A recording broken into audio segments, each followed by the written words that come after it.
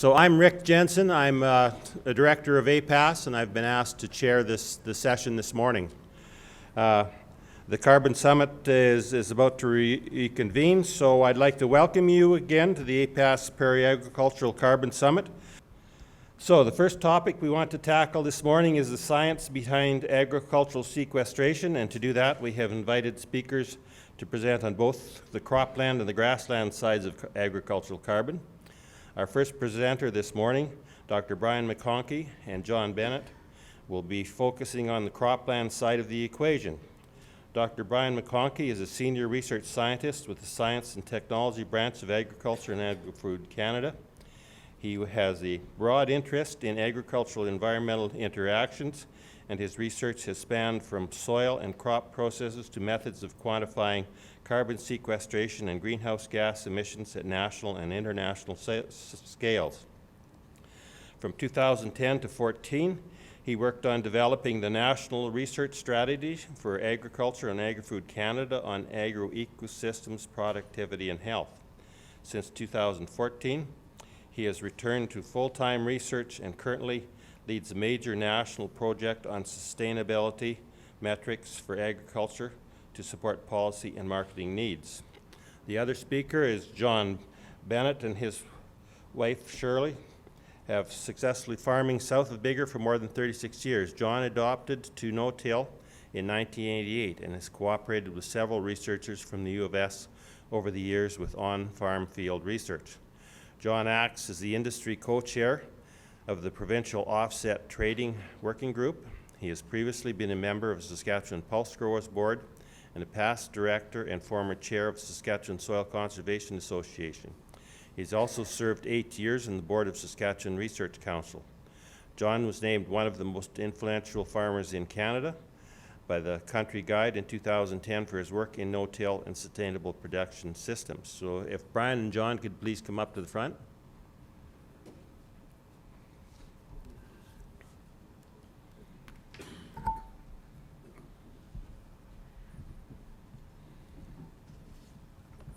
So please welcome Dr. Brian McConkey, and Brian will give his speech first.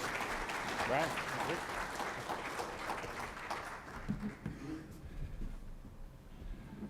Okay, good morning. Yeah, it's great to be here. It'd be nicer, I guess, if it was raining outside, but I guess we'll take what we get. Oh, okay. Brian, right down in there. Great. So, yeah, I'm going to be basically talking about some of the work that we've done with Saskatchewan Soil Conservation Association, about how we've measured and hope to remeasure soil organic carbon from the result of low disturbance direct seeding, or essentially adopting modern crop production techniques across Saskatchewan. What does that mean? And then John, of course, is going to talk a little bit more then about what, how that affects the farmer. So, I mean, just, very introduction. Soil organic carbon is generally considered one of the best indicators of soil quality. I think everyone here can relate to that. It doesn't mean that always having more is great. I mean, it really depends on sort of the quality of the organic matter, and also, of course, it is going to depend on the soil texture and where you're farming, where your land is, how much sort of carbon there is. But still within that range, the more carbon you have in general indicates a higher quality soil, or certainly decreasing carbon indicates a degrading soil. But where does that carbon come from? It really comes from CO2 in the atmosphere that was fixed by photosynthesis by the plants, and then that became the soil organic carbon. So then that suddenly puts on a whole new perspective on the soil organic carbon, because now it's taking a greenhouse gas, CO2, out of the atmosphere and putting it into the soil, or sequestering it in the soil. So who cares about this? Well, one is certainly the national emission targets. These carbon changes count towards that, and it's really the change then relative to a base year. So in the past, like in distant past now, I guess, under the Kyoto Protocol, that base year was 1990. Currently, that base year would be 2005. So that would mean that only that carbon, extra carbon, I guess, that's being stored, compared to what was being done in 2005, is counted. in terms of maybe meeting our targets. And then the other, of course, obviously is carbon offsets, and really that's again the difference in the change, what would have been with some action, or the change that would have been, and then you consider the change with that action, and then the difference between those two would represent what the value of the offset is. So if you consider the offset to be the adoption of modern practices, then it would be whatever the change would have been without those modern practices. And that's essentially the basis of the Alberta offset system and emerging Ontario system, as well as other offset systems. In fact, there's standards about how to, international standards for estimating offsets, and that's sort of the basic basis of that. So, okay, we want to know the change, the CO carbon change with and without some land management. And then, of course, the sort of the new driver increasingly is, from sort of the market perspective, is, and they're looking again, is a production sustainable? Either I can use that as a marketing advantage, or at least I know that my suppliers are very, are good suppliers, they're good long-term client, customer, suppliers that I want to buy from because they're doing things well, and certainly that affects, for example, canola oil entering into the EU biodiesel market has to meet particular environmental performance standards relating to greenhouse gases, and soil organic carbon change is part of that. And so right now with soil organic carbon changes, we tend to have a competitive advantage over any other country, partly because we quantify it and other countries don't, and we have better information about what those carbon changes are. But really they're generally looking for more absolute soil carbon change, not carbon change relative to what it would have been in some year or what it would have been without some action, but actually what is occurring in an absolute sense. So way back in almost more than 20 years ago now, we're Saskatchewan Soil Conservation Association, we undertook a project to look at what would be, build a network of commercial farm fields that would be converted into low disturbance direct seeding, as well as changing in the cropping rotation and other aspects of fertility management and so forth, and then measure those periodically on particular small benchmarks, and then look at the carbon change on those, and that then provides us with a really sound estimate, because instead of just coming from research plots or whatever, these are coming out of commercial farm fields, and they get whatever occurs there. And we also had other funding initially from some of the greenhouse gas industrial emitters in a consortium called GEMCO, and so that's now been sampled. Well, considering not including the initial sampling, 3 times, 99, 2005, and 2011. So again, the question is, one of the questions was, could we calculate soil organic carbon change for individual fields? Could we calculate it for a group of fields? And how does this all, does it indicate to have a good understanding of soil carbon change? So the benchmarks were located all over the agricultural portion of Saskatchewan. And the benchmark itself is probably really not that much different really than the podium in terms of size that I'm standing on here. So 2 by 5 meter area, and then so you sample within a very small benchmark area. The idea is to reduce some of the impact of variability, so that gives the pattern of samplings. So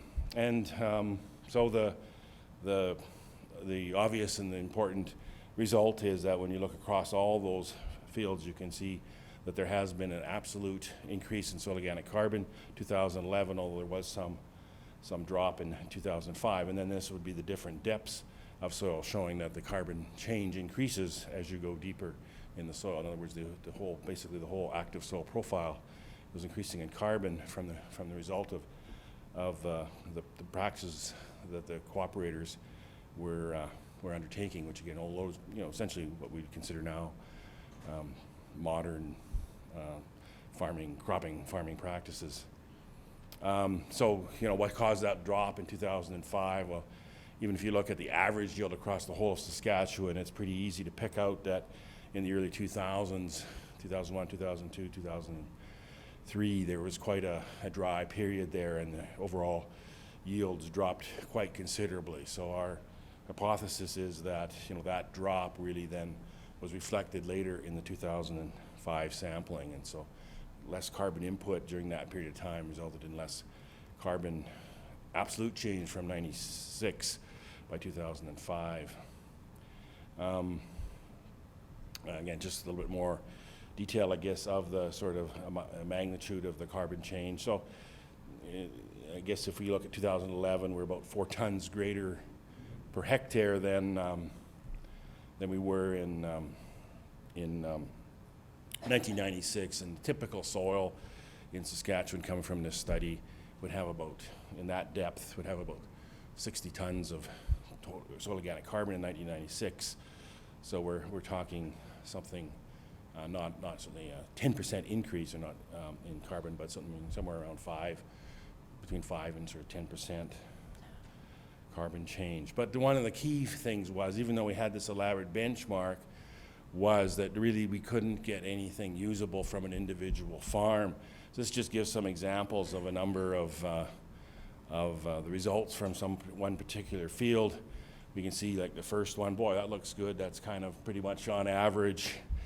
Boy, you know, that would be perfect. But then you go to another field and it's starting to vary from that average.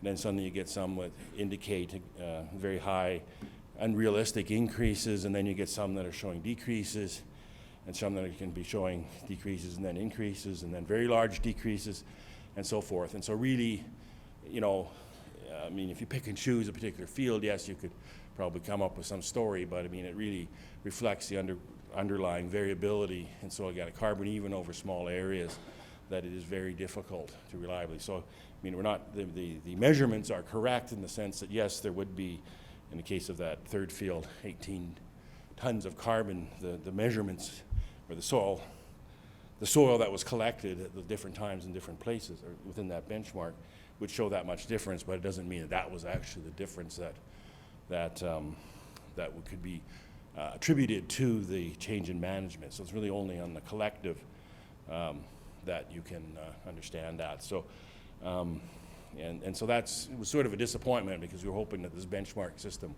would provide us with that ability to essentially provide a verification or an absolute measure fairly inexpensively for an individual field. That really wasn't the case. However, on the positive side, if we group the benchmarks together, so if you have a larger group and let's say at least 30, then you can interpret it, and the mean has value. This shouldn't be a surprise, I guess, to a scientist, as we do this all the time. We never sort of pay attention to the results from one plot. I always look at a group of plots for this very reason. It's just, you could spend the rest of your life measuring individual fields or individual plots. It's really when you get the group and understand the population of those fields that you gain some understanding, and that was really important. But it also means, and even if you did try to go to one field, you probably have to have that same rule of about 30. So if you use that benchmark plan, you'd want to have about 30 benchmarks on a field. Obviously, all the costs would become much too large. So it really indicates, unfortunately, that in a practical system, if you're trying to back an offset system with measurements, you'd have to consider yourself as part of a group of fields and take the average for those fields. But if, here's, for example, in soil zone, as we'd expect, the more moisture soil zones on average would have greater increase than the drier. That was certainly there when we tried to pick out things like texture, the type of opener. In some cases, some fields were baled, some weren't, but not every year. You really couldn't pick out anything. Again, so the inherent design of this wasn't really intended to deal with those changes. You'd have to, again, you probably need 30 sort of each class in order to make that sort of comparison, and that just didn't happen.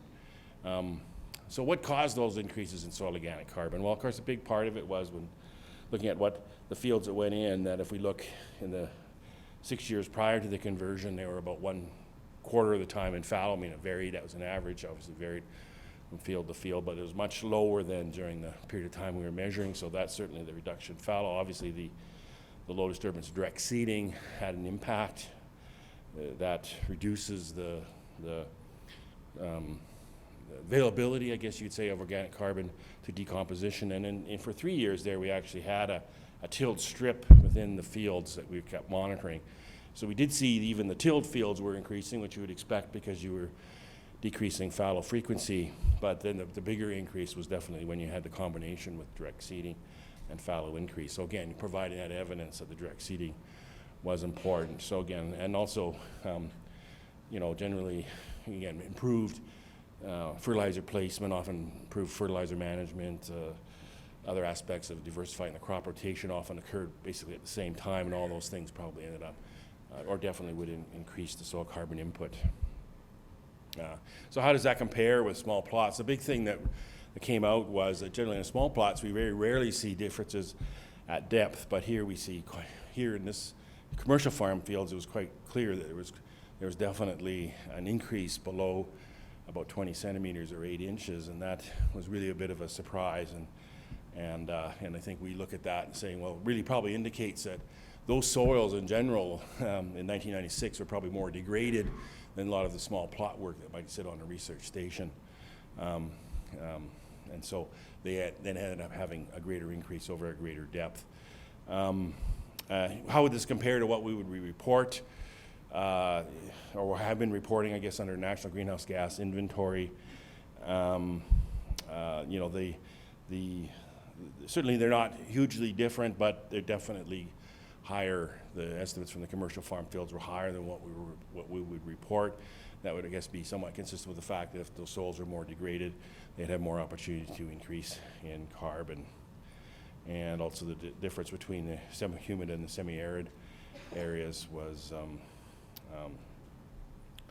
also greater. So, it does indicate that it is important to go out onto commercial farm fields to get this.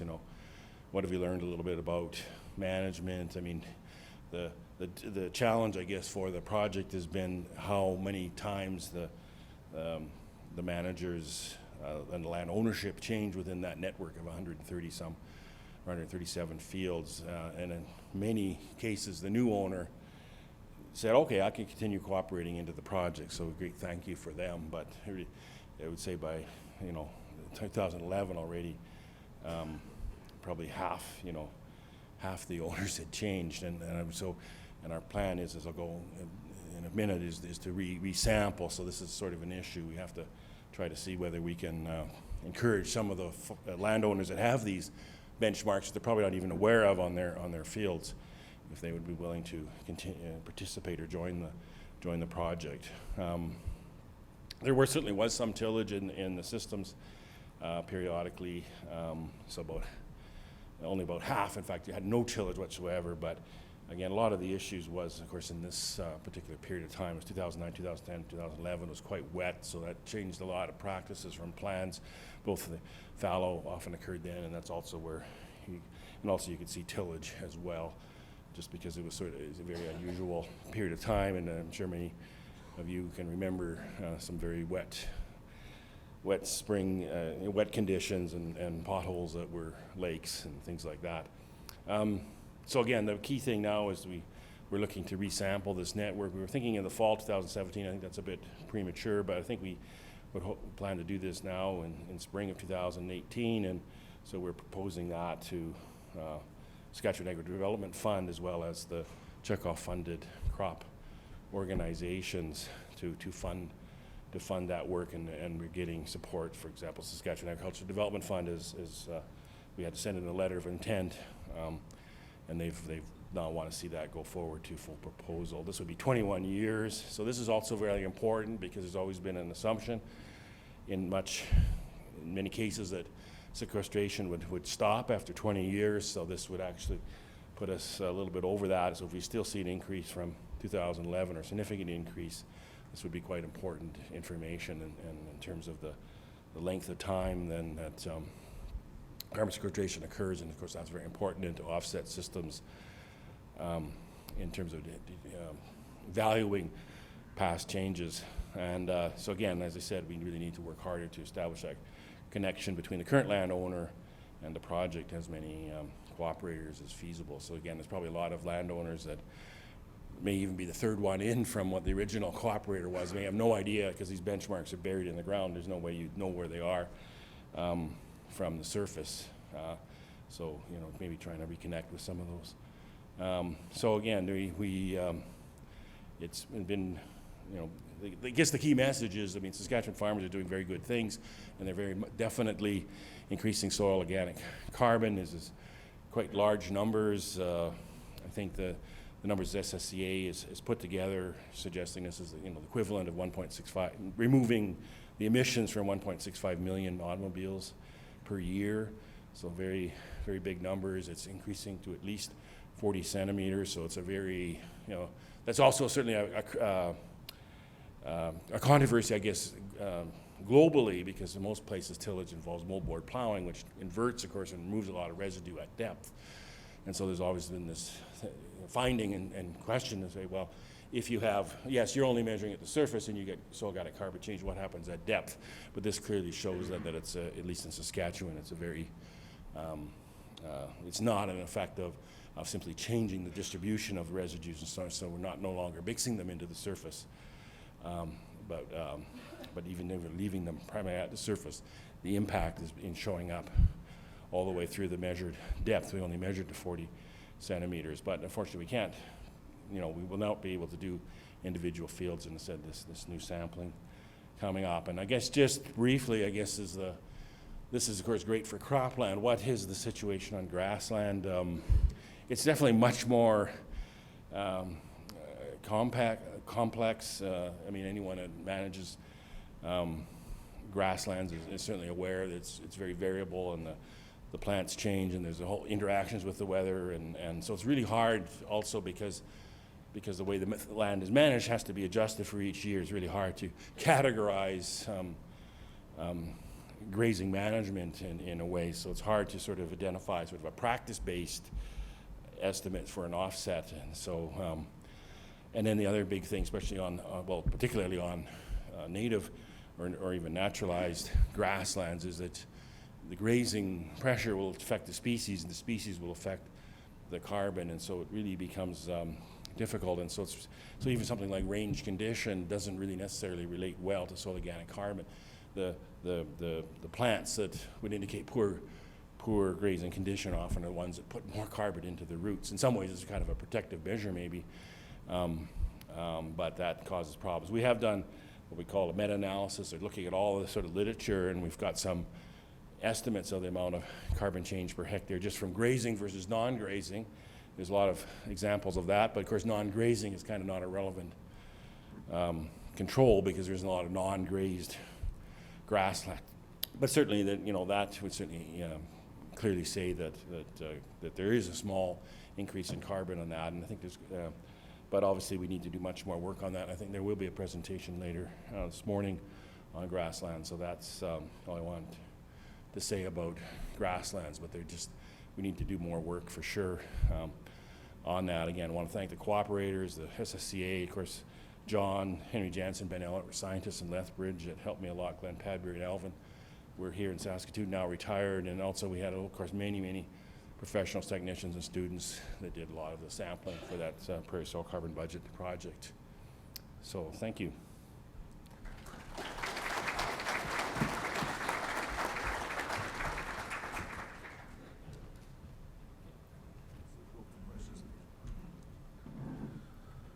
Okay. I'm John Bennett. I'm waiting for my thing to come up here. But most people don't really realize how fortunate we are, and the foresight that went into creating the Prairie Soil Carbon Balance Project 25 years ago, because this data has tremendous currency. I've been on this file for forever. But when we were first on the file and we were going to talk to policymakers and stuff, we alluded to the fact that we were sequestering a bunch of carbon, and the question was, well, how much are you doing? And we now have answers, but it's taken 25 years to get it. It also raises some questions. So at any rate, the other thing I'll butter up Brian here. Prairie Soil Carbon Balance Project is absolutely world-class research. Brian sits on the International Panel of Climate Change, well respected, and it's very important when we start negotiating international agreements that we have science and scientists like Brian that give us credibility on the international stage. Okay, so let's go again. Oh, advance. How's that? No, let's try that. Okay. I'm going to talk about basically four things, some of which I was tasked to, and the other I'm just going to take the liberty of talking to you about because I think they're important. Sequestration potential, you can read this. Prairie Soil Carbon Balance Project and next steps. We need to continue this. This can't stop. Okay, the big discussion needs to be focused on everything is about the air. I'm pulling a quote from Reynold Lemke at a meeting. We have to sort of cut through all the confusion in the regulations and get back to the basic principle is what we're trying to do is reduce CO2 concentrations in the air, and we have to convince our policymakers that this is the task. If you throw rules in there that thwart this or sidetrack this, those rules need to be changed. Okay. Now, I'm going to talk about later on about additionality, what I think is a great challenge, and it relates directly to this CO2 in the air is what we're trying to do. Okay, you can read this just as well as me. But this also relates to the thing I'm going to talk about later called additionality. The thing that I think is very important here is internationally it's recognized that we need to conserve, enhance, and protect soil carbon or carbon reservoirs. Forestry is part of that as well. It's comforting that that's actually in there. France, a fellow was talking last night, has put some very, very aggressive targets as to how they're going to actually meet their entire emission output with soil sinks. I have friends in France. I'm not sure they can do it. Okay, now I'm going to spend just a little bit of time on this one, and I'd like you to try and pay particular attention. Now, I'm hoping what I've got here is a laser pointer. There we are. Okay. This is a very poor graph created under duress, but if we go back here, we had soil organic levels were at a steady state. We'd had 3,000 years of buffalo grazing, shortgrass prairie, buffalo chips. It was stable. There was an equilibrium there. Then we brought in European farming techniques, and in about less than 20 years, we dropped the organic levels of our soils dramatically. We basically mined carbon to release nitrogen. Our summer fallow practices gave us the nitrogen we required. Now, this is where we change our farming practices. And when 25 years ago, whenever we first started with, the question is that all scientists were asking was, well, what's the potential of soils to sequester carbon? So this thing was called the century model, and it came up, and it sort of, this was the basics. It said it took 20 years to go to a steady state here, so in 20 years we'll be back to a new steady state. One of the reasons that the Prairie Soil Carbon Balance Project is so important is we are just about at the 25-year span where we should have a new steady state. And the Prairie Soil Carbon Balance Project is indicating that theory may not be as accurate as once thought. The century model has given us problems in the political advocacy thing because we've actually had bureaucrats say, well, there's no point in paying attention to sequestration because you're at a new steady state now and the possibility of increasing carbon is somewhat limited. Okay, so the test. Steady state before we started, big plummet. Tillage, plows did that. We're now putting it back in. The question is how much? Okay, I think I've explained that. Okay, what's the new equilibrium? Is the century model the limit? Is that the max we can put into the soil? Could we return to the pre-ag era? Could we get back to that? That was 1 billion tons we lost, a billion. That's an awful lot of carbon. Could we get back to that level? And I've had people say, can we actually exceed it? Now, I have an antidote, or a little, I guess an antidote is not the right word. There's continuing debate on this. But every steady state system has a limiting factor. It's either rainfall, or it's sunlight, or it's nutrients, or something limits your steady state. So you, as a farmer, you know, when you plant a crop, there are things that are gonna limit the yield. No fertility, probably accept a lower yield. Better fertility, a better yield, rotations improve it. So we can influence what that steady state is. I've had people suggest to me that we could reach the pre-tillage era, the pre-agriculture area. Some people say you can't exceed it. Now I have a little example that I'd like to sort of help explain this. In an area in Australia, I was talking to an Australian farmer, there was grassland that was really crappy. Their stocking rates were like 1 sheep per kilometer. That's the wrong number, but very, very low. They tried to farm this, it failed miserably. So basically it was all abandoned except for a few sheep. I put a power line across that piece of desert, or well, grassland. And they discovered for some reason that at the base of most of the power posts, there was very luxurious grass, like nice green grass growing real well. So of course, all the people started to hypothesize, why is this happening? Is it the electromagnetic influence of the lines, etc.?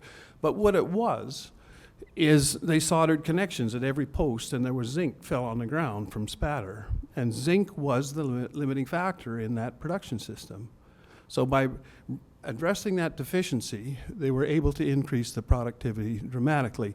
This kind of relates back to what is the potential for sinks, soil sinks. Okay. Now, this is very important. This has actually been approved. It'll happen. And to me, this retest will be really very, very important, because as we get further and further out, as Brian alluded to in his presentation, we're going to be testing the hypothesis that Century puts forward. So if in 1990 retests show that we have increased gains, we're going to have to revisit what we think on this one. Okay, now we do need a Prairie Soil Carbon Balance Project number 2. There's limitations in what we've done. The original project has to be maintained because nothing else has the historical relevance that this one has. But we need to develop prairie-wide, at least, a series of test sites so we can start to monitor carbon gains. We also have to start including pasture and rangeland in these things, because future policy will be dependent on what sort of carbon gains we can actually do. Now I'm going to throw this ore in, and I hope you pay attention to it. It's absolutely critical that farmers participate and have access to that information. The thing that's given us currency, and the reason we've been as successful in lobbying for carbon sinks, is because as growers, we have the Prairie Soil Carbon Balance Project and we have the data. So we can bring that to the table. And one thing I've learned from the plethora of board stuff I've been on is whoever brings the information to the table brings the decision. So if you want a favorable decision at the table, you better have the information you need. Okay. Now, additionality is kind of an interesting thing. And to me, this is the biggest challenge we have, particularly in Saskatchewan. And basically what it says that only actions that happened since 2005 will be creditable for if there's an offset trading system or something.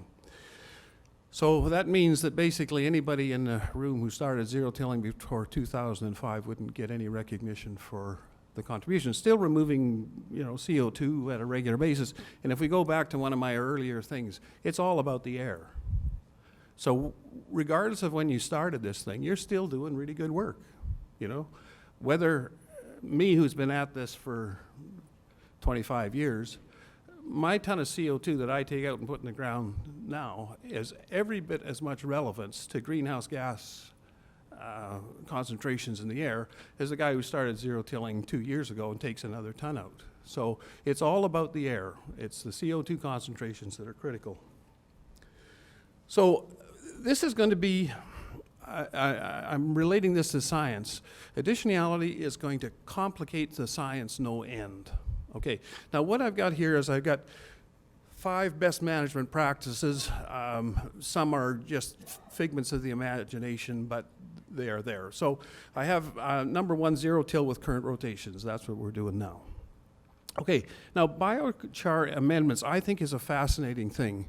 One of the soil carbon sources in our soil is actually charcoal from prairie fires, etc. It's extremely stable. So I think the Saskatchewan Research Council has done some work of taking poplar trees, turning into charcoal, and using it as a soil amendment, which helps fertility, but it also enhances the sink potential. So basically what you're doing is you're taking a biodegradable carbon source, turning it into a very stable one, and putting it in soil. Okay, improving seeding technology. I think there's great potential for here. Improved plant genetics, that all makes sense. Improve fertility management. Now, all of us that farm know that this is not a static business. If you're doing exactly the same thing this year as you did 10 years ago, you're either close to broke or you should get off the planet, because if we don't evolve, we're done. So what I'm driving at on this thing is, with additionality that puts clear sort of separation between what's acceptable and what's not, how do you account for all this confusion or this complication? So what I've done here is I've created 2 farmers. Farmer number 1 starts with the best management practices in 2006. He gets credit for all those things, okay, all 5 of the list, because he's just starting the zero till. 1 carbon measurement. This is simple. This is Prairie Soil Carbon Balance Project. It's really simple. A measurement, a carbon gain, it's quantifiable, you're in business. With additionality, we got farmer number 2, who started before 2005. So he doesn't get the credits for the zero till, because that's additional, but he does get credits for numbers 2 to 5, you know, those new things. Now this complicates things no end, because now you don't have a measurement for what the carbon gain is. You have, you're trying to calculate the gains from number 2, number 3, number 4, subtract it from number 1, what's the interaction?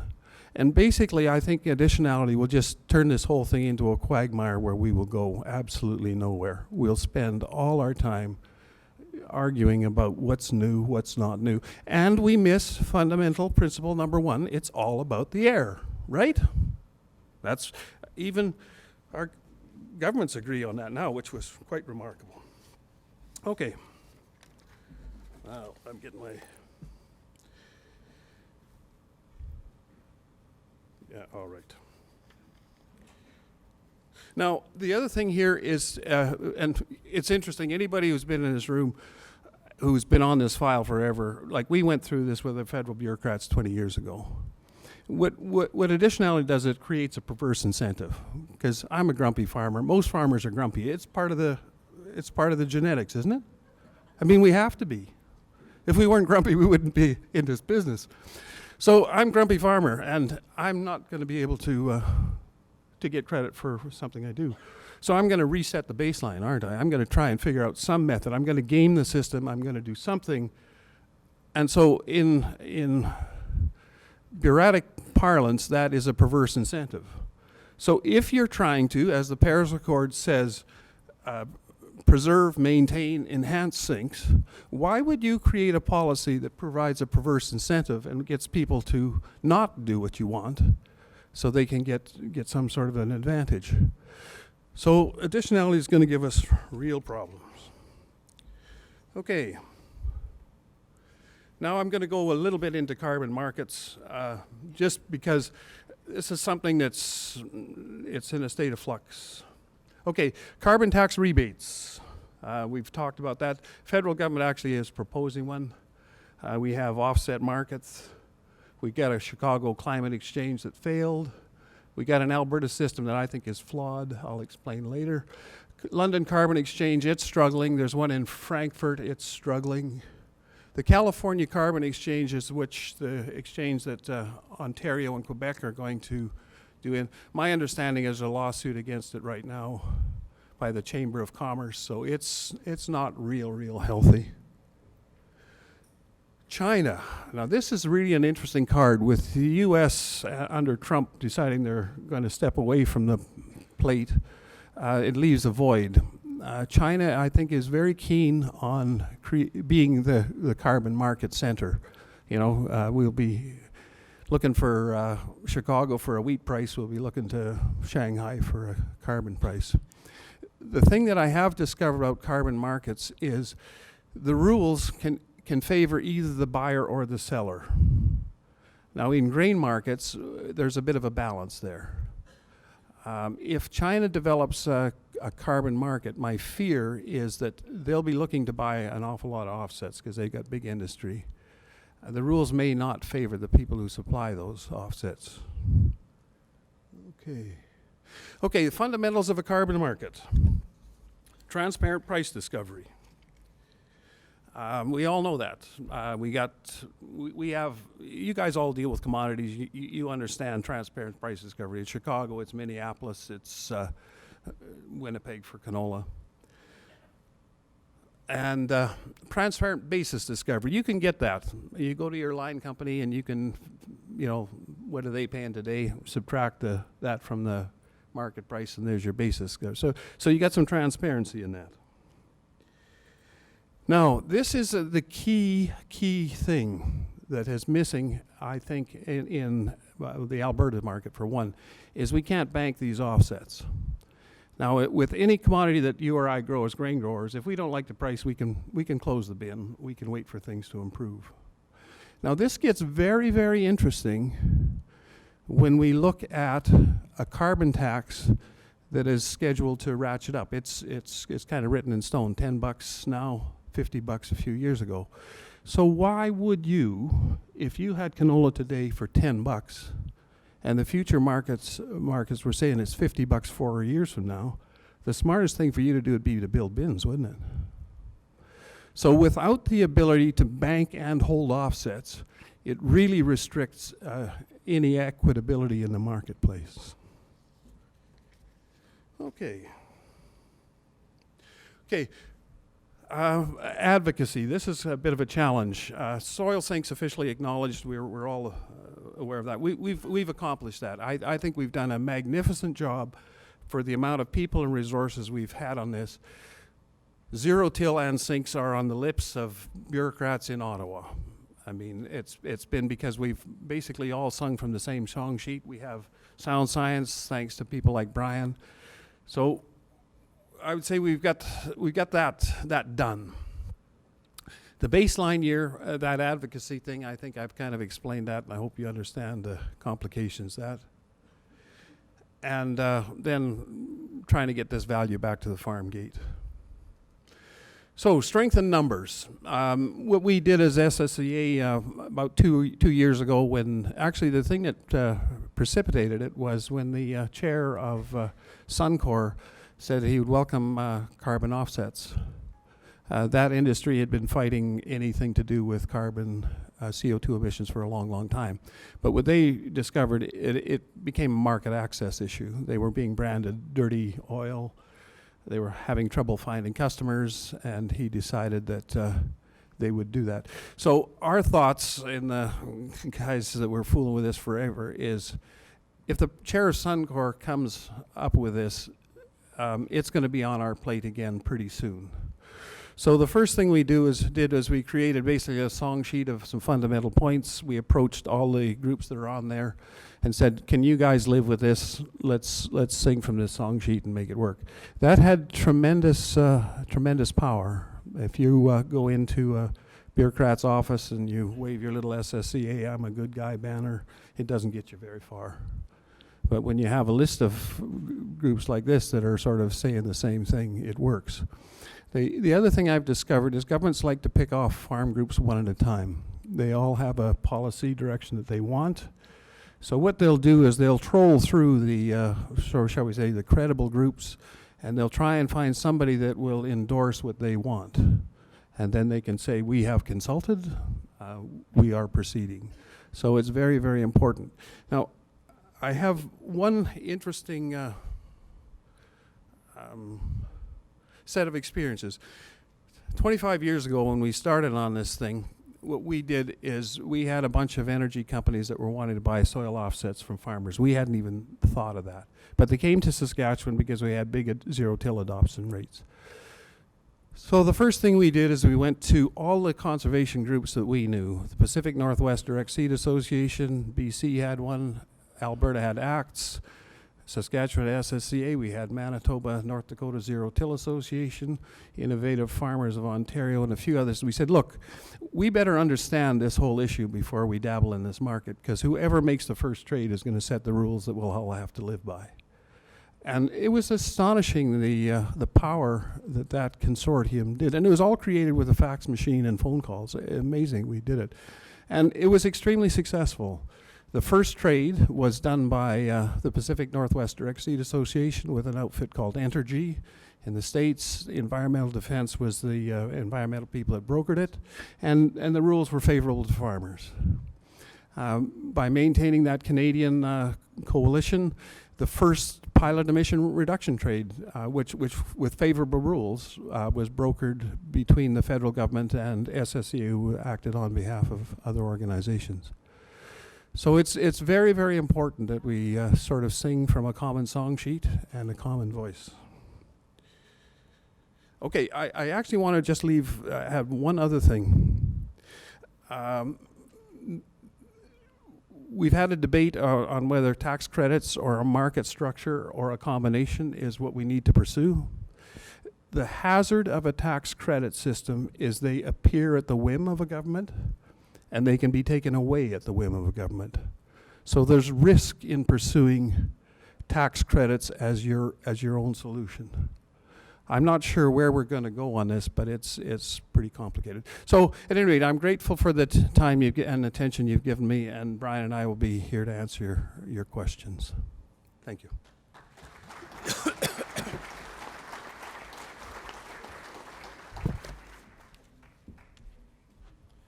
Well, thank you very much, Brian and John.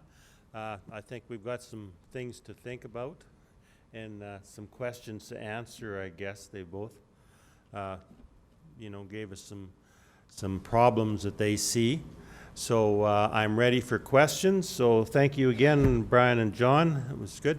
So to the mic, please, and speak close to the mic. And be clear. You should be able to hear yourself in the mic, in the speakers. And a single question, please, and then you can sit down and wait for the answer.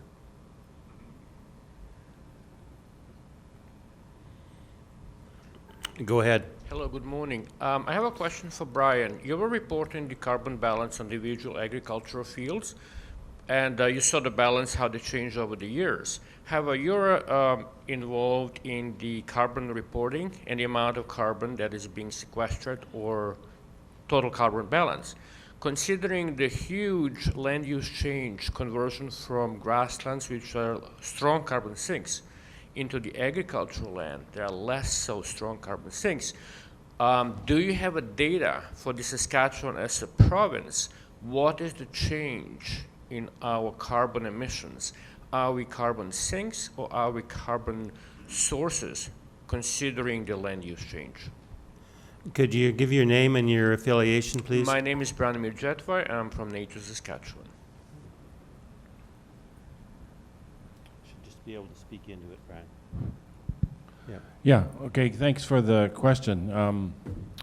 It's a good one. Of course, when you're reporting on carbon change, you have to report all the carbon change. And so, like for Saskatchewan, we're reporting, I mentioned already, they may be lower than what those numbers, than what was coming from the Prairie Soil Carbon Balance Project. We're reporting those from Cropland. Of course, we're always reporting all the emissions from coal plants and everything else. And of course, but another part of the change is the carbon that's released from the breaking of both grasslands and clearing of forests and converting that into agricultural land, which is still takes place in Saskatchewan. So it is, that's essentially then a source of carbon, and then that needs to be considered as well. In fact, in some ways, that's the low-hanging fruit if you wanted to reduce carbon emissions, would be to try to, to work on reducing that land use change. The land use change from prairie to cropland is not that large, at least by our estimates, in terms of total number of hectares within Saskatchewan. I don't have the number right in front of me.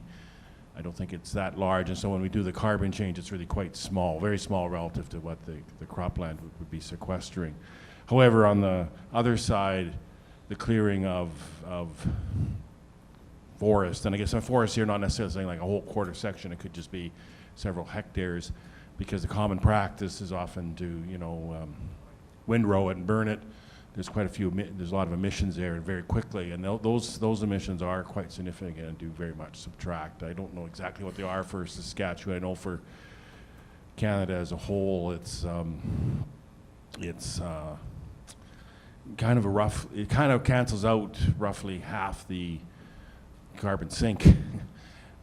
So it is not insignificant at all, and that would definitely be something that needs to be considered in terms of an overall policy. And also, I guess, in terms of social license and whatever, if we're really serious about this, there needs to be some consideration of how we protect it. And then there's certainly interest in working on this, including the protection of land as part of an offset as well. And there are ways to try to estimate that so that you can, in some ways, reward someone for hanging on to some of this land in either forests or grassland or riparian areas around sloughs and whatever, that yes, if they're broken and cleared, especially if they're burnt, well, even if they're burnt, even if they're just left to sit there and rot away, I mean, they definitely are a big emission source. Go ahead. Mervyn 337. In our area, there's most of the land was all bush, but a lot of good stewards left a lot of their bush and a lot of sloughs with grass and that. Somehow that needs to be valued, because what is going to happen, this land is changing hands, and the people that walk in there, not necessarily that good a stewards of that in that way.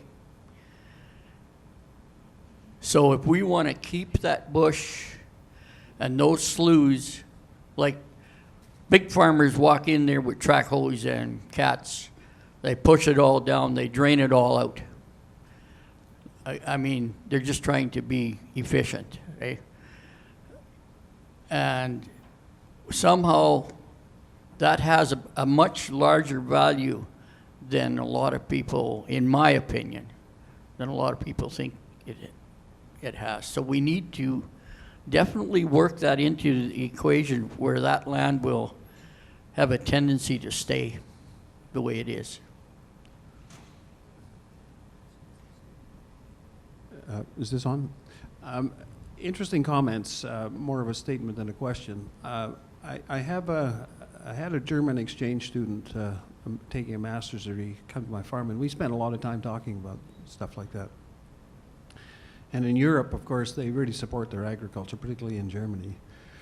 And you can't qualify for any of the programs in Germany unless you have X number of acres of woodlot and X number of acres of this. And they run a very comprehensive program, but the government pays for it because it's social good. So the real challenge I see is how to convince the government that there is social good here and that it'll be supported. Otherwise, I see no other alternative that it'll continue the way it is.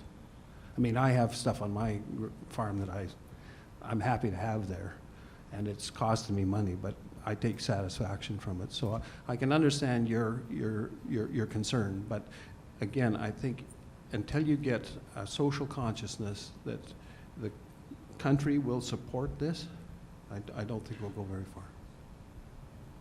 Go ahead. Just going to add that, I mean, if you look at like the carbon market, I mean, the carbon oil market going into Europe for biodiesel, if any of the land that's involved in that production of that canola was cleared, and it's quite now easy to detect clearing with remote, with satellite imagery, So you can do it quite reliably, so you can't hide, then you're ineligible. And so the market in many cases will start to drive this as well, so that premium for that particular canola you don't have if you had clearing on your land, or clearing at least for that, anything involving a field and produce canola. So I think this is, you know, something else that, yeah, I think this is really, really important that this be put and considered within the policy, and also that, you know, obviously that the agriculture community has a path forward on this one. It is tricky because obviously as a landowner, you feel you should be able to do what you need to do in order to get a living from that land. Obviously it's your investment and whatever, but I mean there's these other issues. So I think it's something I really encourage the agricultural and rural community to come up with and say what kind of policy do they want for this. Otherwise you're open to whatever. And certainly from the market point of view, a lot of this land is, you know, especially for businesses that have a lot of European presence, then this is very important to them. Go ahead. Ernie Hall, APAS. John, in regards to the century model, there's some years ago I attended an IHARF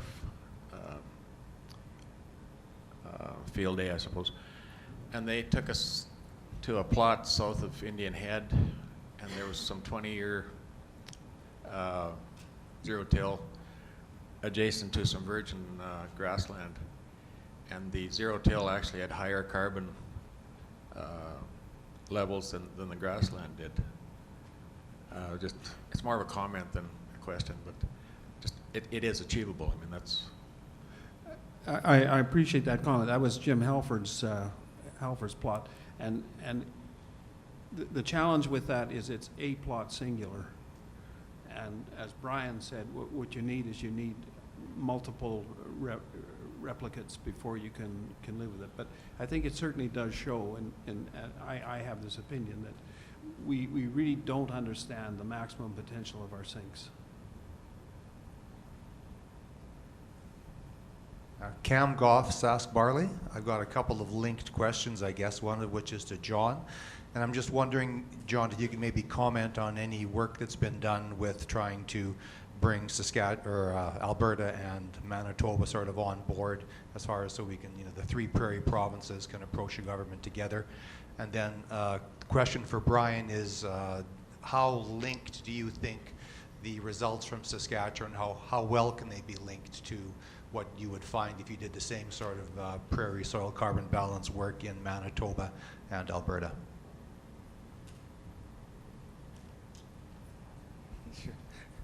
Yeah, I can answer that second question first. I think they're going to be very similar between, you know, Western Manitoba and probably all of Alberta to the general results in Saskatchewan. I mean, I guess where the question would come in Manitoba would be the Red River Valley. The climate is obviously quite a bit different. Certainly some of the cropping practices now are quite different, with corn and soybean being, you know, quite prominent.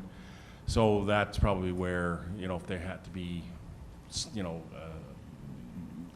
reason to believe that you might want to have different measurements. I mean, when I say they're applicable to Alberta and Western Manitoba, I'm not saying, I mean, everything's going to be identical, but I mean, I think for the purposes of an offset or whatever, and showing that there are increases and giving an idea of the magnitude of those increases, or even almost down to the number, maybe they're quite applicable. But as I said, maybe the Red River Valley could be a little bit different, needs some work.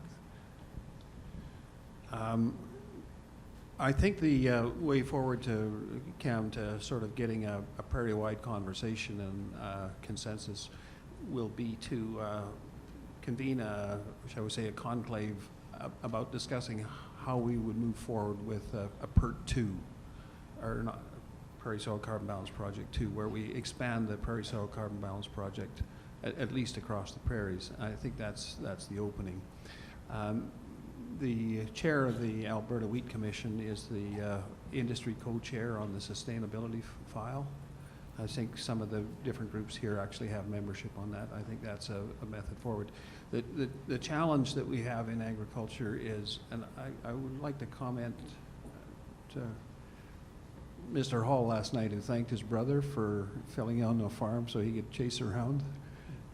A lot of us don't have that luxury, and I don't see this actually happening until we've got the harvest done. So we kind of work on, spurts and stuff just because of what we do, and the wheels grind on. I hope that's a satisfactory answer, Cam. Go ahead. Yeah, Victor Jansen, I'm a rep from the Rostron RM. Two questions. First is, I don't understand why 2005 was used as the baseline. In our area, conservation practices have been carried out for at least 20 years. Second question is, in terms of the carbon sequestration and carbon reduction, is there some way that we can quantify all these figures? Seems to me that the only thing that government actually understands is hard facts. And maybe that's where we're going to have to go, and maybe that's what'll have to happen. And I'd like to hear your comments. On the 2005 baseline, what we're trying to do is we're trying to insert a dynamic, fluid, agricultural, soil biology, a whole bunch of stuff into a system that is dealing with a lot of other stuff, like a coal-fired generator or a something. And they work by different rules. And it's very difficult, I think, for folks in bureaucracies that are making those decisions and don't understand the complexities of agriculture to make a blanket statement. It's going to be 2005 for everybody. That's an easy statement to make. And it works for pretty much everybody, but it doesn't work for us. And our challenge is to explain to them why it doesn't work for us. It's not easy. They're not nasty people. They're intelligent, capable people. But I remember in the early go-around, the lady who was designing this system, her name was Judith Hull, and I have tremendous respect for her. She was a bureaucrat, intelligent, capable, high standards, high principles, a great sense of fairness. And we made progress with her when we brought her to Saskatchewan and walked her out on fields and said, now look, you're standing on top of a dynamic system that we don't even understand, and we work with it every day. The best way to try and create a policy is to make the policy fit the situation, not make the situation fit the policy. And what we're trying to do with the 2005 baseline is we're trying to make agriculture fit the system. And what we need to do is we need to make the system fit agriculture, which is an extremely challenging thing to do. I'm not sure if that's a good answer, but it's the best I can do. Go ahead. Leon Cochin, Global Institute for Food Security. Brian, in your talk, you had discussed, because of the significant spatial variation in soil carbon levels, at any one particular location, you need a number of site measurements for a number of sites to get sensible data, and that is cost prohibitive. With all the advances in analytical approaches and tools that we've been seeing over the last decade or two, is there anything coming down the line, or research on maybe coming up with a quicker, faster, cheaper way to, I know there's multiple ways to measure soil organic carbon, but is there anything better out on the horizon that would allow more measurements to be made over significant areas? Yeah, thanks for the question. Yeah, certainly, like what's called the reflectance from the soil with the infrared and near and mid-infrared bands can be quite effective at detecting soil carbon, and then of course then you can actually have that kind of equipment in the field. You still have, of course, the challenge of moving around and getting to it, so there's still costs involved. It does definitely reduce the analytical costs and even some of the processing costs, so it does become easier. But I mean, still, if you had to do 30 locations in a field, even if that, it definitely reduced the cost, but still it doesn't eliminate the cost by any stretch. But yeah, there's certainly that. There's been other techniques tried, but that seems to be the one. But but as a cautionary tale, like the U.S. invested millions in a huge survey of that, and in the end they said I was talking to the lead of that and said, well, lucky they had archived some soil from this sampling, and they ended up going back to the lab methods, because it turned out that it's really, a lot depends on how things are calibrated and whatever. So for right now, I think we're still back to basically taking it into the lab is really the only one that's really truly reliable. The other ones are probably good indicators, but I mean, if you really want a quantification, unfortunately, still we're kind of at the lab stage. And we also have to, you got to remember, we're looking at the mass of carbon as well. So these other ones are good for concentration. We also have to know how dense the soil is, and so that's its own challenge in measurement. And so, and there's again costs there as well. And when you're getting to these small changes, all these things add up, because really that's the thing. We're really looking for, ultimately, I mean, I mentioned 4 tons of carbon, but that's on a 60-ton sort of average. So it's really a small change that we're looking for, and so anything can affect that. So it's a challenge. Yeah, and I guess I would think with the soil reflectance methods, probably are only going to make measurements in the surface soil. Can that get you data at depth if you wanted to go deeper? Of course, there's a lot of the actions in the surface, and the surface is a good indicator of what's probably happening in depth, and that's really the Prairie Carbon Balance Project shows that. I mean, you can still take a core, right, and you can process that with the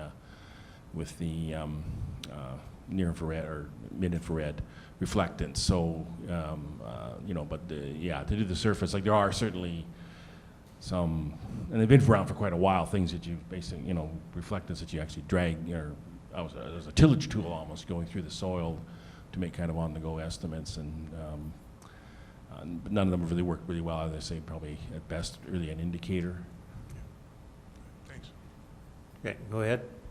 Dave Alderdar, I'm Dundurn, 314. Have you, in your samples, have you tested any of the flood marshes on a regular basis, where they're flooded on May and then the water's taken off in June and then paid? I haven't done, I don't think there's that much work. I know, Ducks Unlimited has done a little bit of work. They're probably looking more at permanent sloughs as opposed to these ephemeral water ponding. So I guess the question would be, why would the carbon be changing? I mean, in some ways you have to have a change in practice to change the carbon. So if it's been like that for a long time, we went and then hayed continually. That's kind of one of the first things you look at in carbon is there something that you've done that's different that would probably suggest there should be a change. There could be a change in the carbon, and I guess that would be the first question to sort of ask in some of these systems like that. Also, of course, each pond is probably quite unique, so again, it gets harder probably to come up with a reliable average. So. Well, this is a marsh that's been flooded since the 1950s on an annual basis, so I just kind of wondered if you had thought about sampling something like that. Okay, so like almost like a backflood system, like you're talking about, like so almost like an irrigation. Yeah, it is an irrigation project where they pour the water in, dam it off, and then they let it go. Yeah. Well, certainly there's work with, irrigated land, and that's certainly a case for sure where you can definitely have more carbon on irrigated land than you would have on native grass beside it, because it can be much more productive. But in terms of that type of a system, no, I don't think, as far as I know, I've never heard, seen anything that's been measured on that. Okay, thank you. Go ahead. Thank you. Marion McBride, APAS. You showed a really interesting little graph there, and you said it was defective, but I'm curious that it was crossed and then it dropped, and I'm assuming that was the breaking of prairie grassland. But then it flatlined, and then came up a little bit. But in that flat line, it didn't continue to deteriorate. Is that accurate, or is that where your graph is defective? Because I'm curious as to when it plummeted and then flatlined, why did it not continue to deteriorate if what we were doing was so bad at the time? Okay, it basically did flatland because the management practices were pretty much consistent from, say, the mid-20s on. So you reached a new equilibrium. With a soil sink, there's always additions. Plant biomass goes into it. There's carbon that comes out as CO2. But for a long period there, where Saskatchewan ran basically 50-50 agriculture, which would be, what, 70, 80 years, we pretty much got to a steady state. The flaw of that graph was the drop should have been an exponential drop. It shouldn't have gone bang. It should have gone like that. And the gain should have come like that. But I didn't have the competence to make that happen on a computer.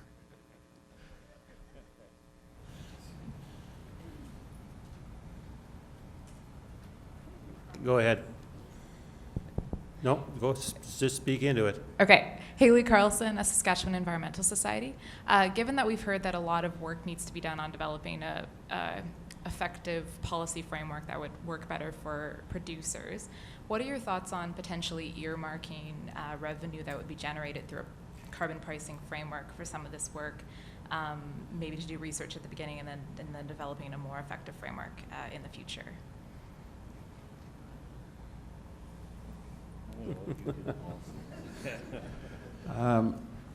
It will be done because it's necessary. Canada needs it for its inventory numbers to satisfy international requirements. How it's funded, I'm not sure. It certainly is a possibility. One of the challenges is if you start to take I'm assuming what you're suggesting is if there's a carbon tax, that a portion of that go into the measurement. I view it will happen. I don't know who's going to fund it. It has to happen. But what I do want is agriculture producers to be engaged in the process and in the design of those trials and tests, so it accurately reflects what's happening on the ground, which was the great beauty of the Prairie Soil Carbon Balance Project. There were no edicts given to the cooperators, you must do this. Basically, the guidance of the management was running a commercial farm and making it successful. And to me, that means that data is extremely valuable and viable, because if you put conditions in it, you must do this, you must do that, and it doesn't work on the farm, your results are almost useless because it doesn't fit the real world. I'm sorry, I've been wandering all around your question.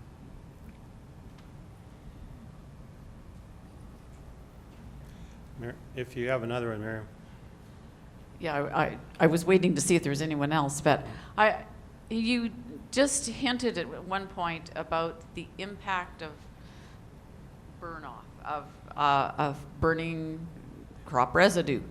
Can you just talk a little bit more about that? Like, what kind of impact are we having with that? Sure. Yeah, well, obviously if you burn the residue, then the carbon isn't going into the soil, so that's one part of it. The other part is a certain amount of other greenhouse gases come out from the burning process, and those would include nitrous oxide and methane, and so those have a much more powerful greenhouse gas warming effect than CO2. So, so that actually adds, and actually that's a net increase in greenhouse gas emissions.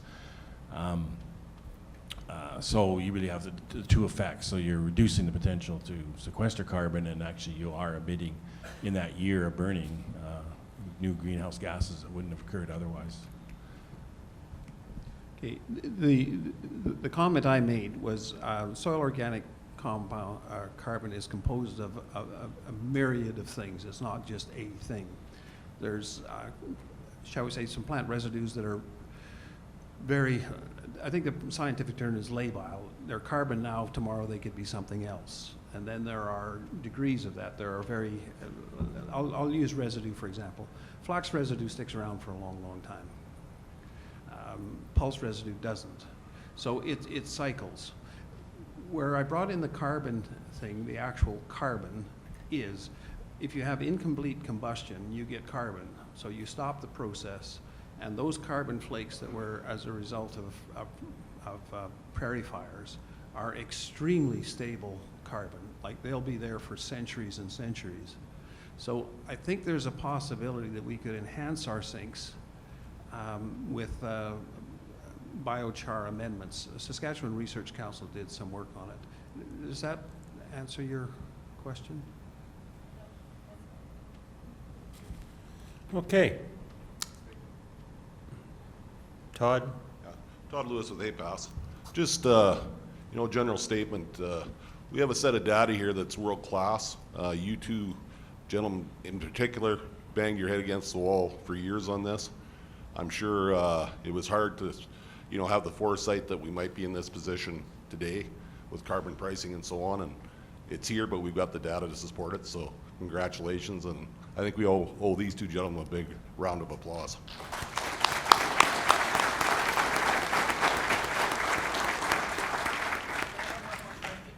Okay, Mervyn. Thank you, Mervyn 337 with APAS. Is there a machine to measure the CO2, say, if we could measure it in downtown Toronto, Regina, on the prairie, and in the bush where you go camping? Because I think every time I go camping and I wake up in the morning, I feel a lot better. The air is fresher, and I don't know, it just seems to me that way. Or is there a machine of any kind to measure greenhouse gases that way? Since it's all about the air. Yeah, I was really quite interested. At Lethbridge, they actually had a canopy that they put over the ground, and they would capture the emissions, and they could capture the CO2 emissions with that, and the nitrous emissions. So I'm sure it's possible, but Brian's the science guy. It's fairly easy to measure CO2 in the air.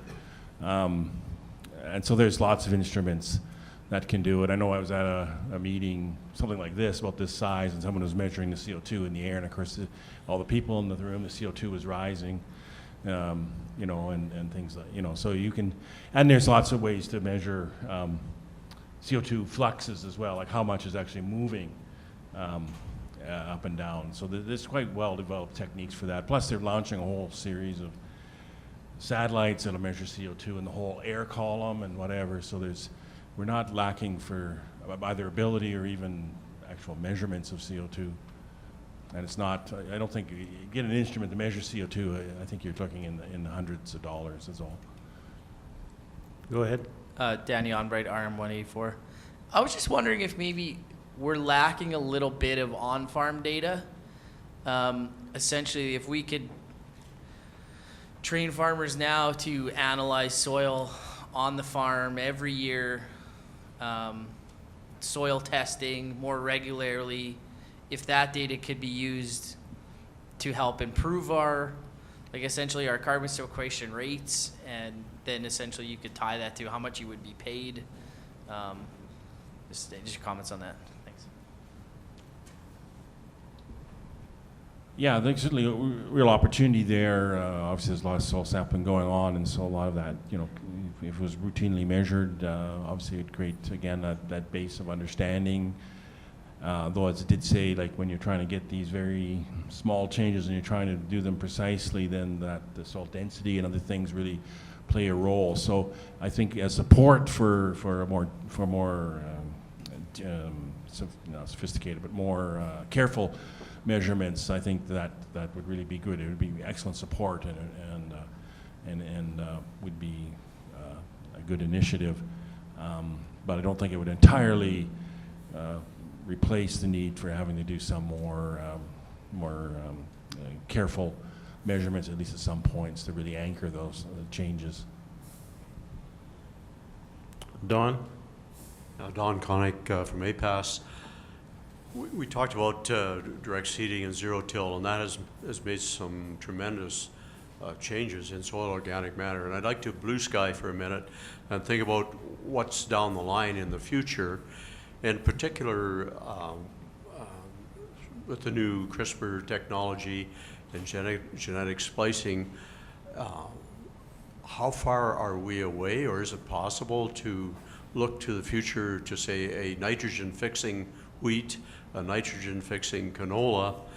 Are we anywhere near that technology? And secondarily, if that were to be applied on a wide basis, what kind of implications would that have for carbon sequestration?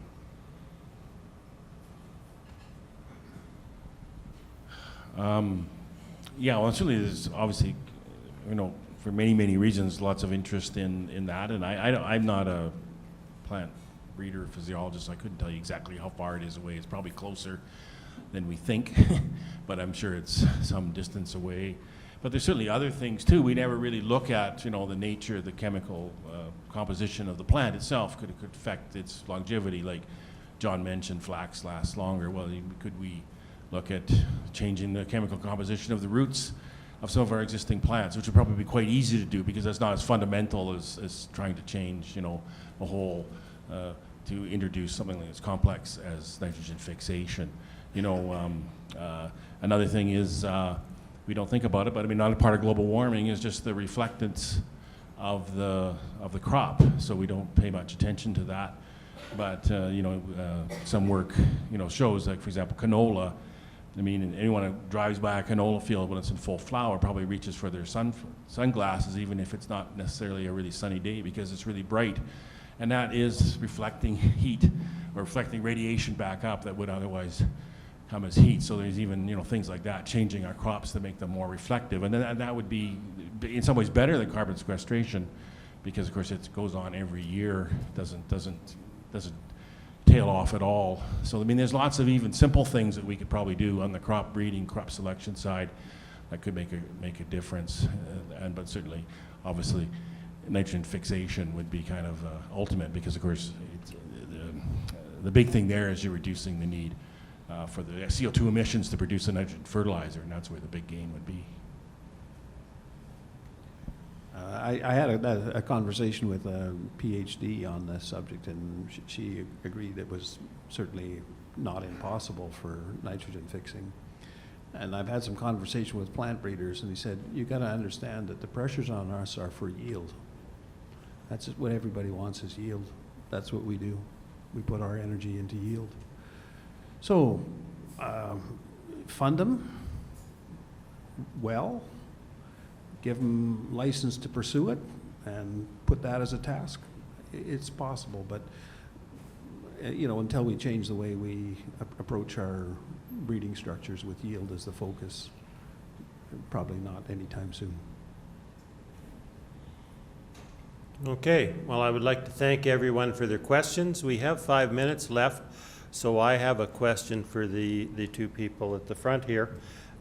Is there a single takeaway message that either one of them would like to give for us today that they think is the important thing we need to be looking at?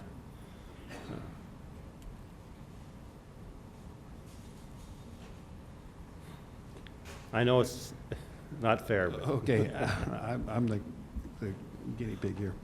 Okay, I think there's a couple of things. The fundamental takeaway is pay attention to this issue. It is not going to go away. It will be part of your life. It can either benefit you or be a detriment to your operation. There is huge value in this thing, huge value. We need to be sure that at least some of that gets back to the farm gate. By huge value, just run this number by you. A billion tons of carbon lost, a carbon tax of $50 a ton. What percentage of that, if it came back into your operation, would be a benefit? It's as Donald Trump would say, huge. So pay attention. Be involved and engaged in any discussion regarding setting up carbon trading mechanisms, because the rules will determine who benefits, and you've got to get some benefit out of it. I think I'm running out of air here. I would just kind of echo a bit John's comment. I mean, you're making you really are in the greenhouse gas business because you're manipulating carbon and nitrogen cycles on the farm, and that's really what greenhouse gases is about. So you realize that you are a big player in this, and so it can really, if you do it right, it can really be, why can't it be a big benefit? And I mentioned, for example, we have a benefit. Saskatchewan canola has a competitive advantage in the European market for biofuel because of its low greenhouse gas emissions per ton produced. So, there's an easy example where you've got a competitive advantage, and I think you can, I think you need to, be engaged and realize all the potential opportunities that you have and the natural gifts in some ways you've been given that can, to manipulate and do things they're good for the planet, both from the point of view of your soils, but also from the point of view of reducing greenhouse gas emissions per unit of production.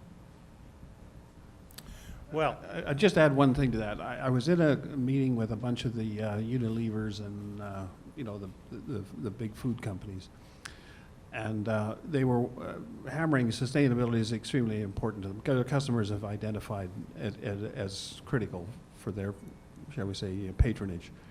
So I said, does this mean we're going to, is there going to be a financial reward for us growers if we produce food in a sustainable manner that you want us to do?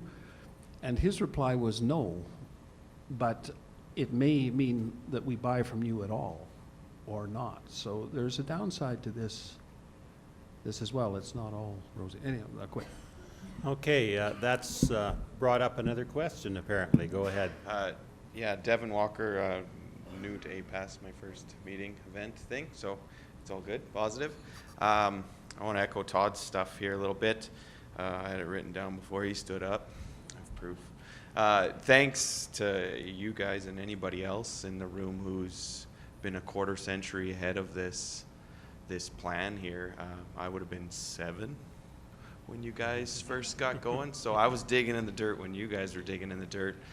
You had a reason. Anyway, so I commend you guys, because if this would have rolled out now without any of the footwork ahead of time, we'd be struggling. Anyway, so not just you guys, but anybody who's kind of been in that research business. I also want to ask, in the last 5-6 years, we've seen tremendous increase in soybean and corn acres across the southern part of the prairies. You guys would have captured the major canola shift, in my mind, for carbon. What's your thoughts on data for corn and soybean? Are there American institutions or counterparts that we can kind of extrapolate data from their regions that are very similar to our soil types? Just kind of my thought as crop rotations change and advance, much as we've seen in the past. Thanks. Yeah, thanks. Just speak right into it. It's Yeah. Okay. Interesting point. I think actually I had brought that up, but I mean canola really is the most carbon sequestering crop because it has really high residue production, particularly considering the roots. So your point is good. Probably some of the change we saw was just from the fact that canola was increasing in the area. Or proportion of the crop, anyways, in the system. And so when it comes to corn and soybean, I mean soybean is similar to our other pulses, and I mean, being a legume is obviously beneficial from a greenhouse gas perspective. It's not obviously a huge residue-producing crop, but of course corn can be, because it can be obviously very high production. It has a very high harvest index, so it doesn't necessarily produce that much. The residue is very visible, but it doesn't necessarily produce that much residue per unit of corn grain, but you can get a lot of corn grain from a good corn crop, right? I mean, so yeah, it's generally a positive thing. And of course, it's probably one of the most studied crops, that and wheat, in terms of carbon. I kind of look at it a little different, and I think one of the huge contributions to soil organic matter in Saskatchewan has come from our diversity and rotations. And all you early no-tillers will know that when we finally discovered we could seed stubble directly, then the big challenge was what the hell are we going to grow, because we can't do continuous wheat, it's going to kill us. So I think looking at it from that perspective, corn is a C4 grass. It has tremendous potentials in a rotation. So just the rotational benefit may actually enhance the sequestration ability, and it produces a huge amount of biomass. But I'd go back to one of the things I said earlier, is agriculture and our farming systems are a constantly evolving thing. And this is just part of the evolution. We have to track it, and we have to keep measuring the coil. But we can't break out corn, and we can't break out canola. We have a system, and if the system incorporates lots of things, and it changes, and we have to, view this thing as the carbon gain of that system, not a specific crop. Okay, I'd like to ask you to help me thank Brian and John for their presentations.